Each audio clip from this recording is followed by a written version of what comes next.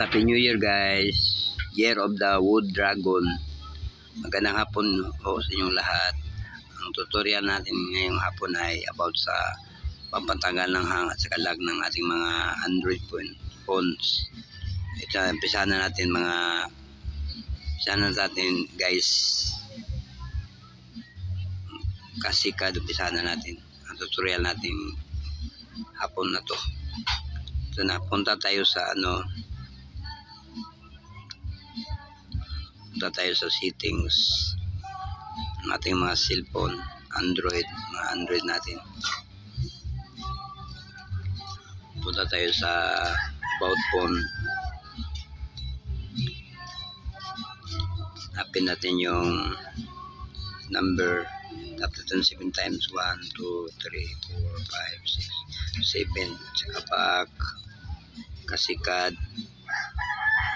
Hanapin natin yung system. Hanapin natin yung advance. Kasikad. At saka developer option. Kasikad. I-on natin yung developer option. I-on natin kasikad. Developer option. I-on natin yung stay awake. Screen will never sleep while charging. Saka kasikad. I-on natin yung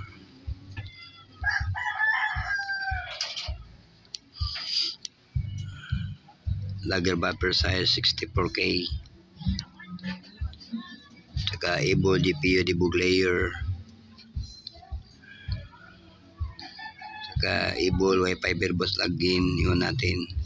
Wi-Fi controlling. I-on natin. Reduce battery drain and improves network performance.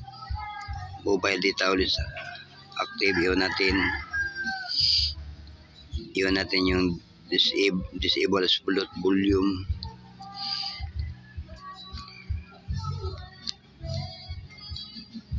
Saka kasikad animation, window animation scale, lagay natin sa 0.5x. Transition animation scale, kasikad, i-on natin 0.5x pa rin. Animator duration scale, i-on pa rin 0.5x.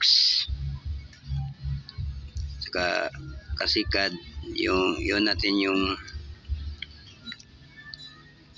don't keep activities, destroy every activity as soon as the user leaves it. Background process limits, standard, no background. Yun natin sa no background. Tsaka yun lang. Back tayo, back. Kasikad, back. Tsaka yun lang tutorial natin hapon na to. Kasikad.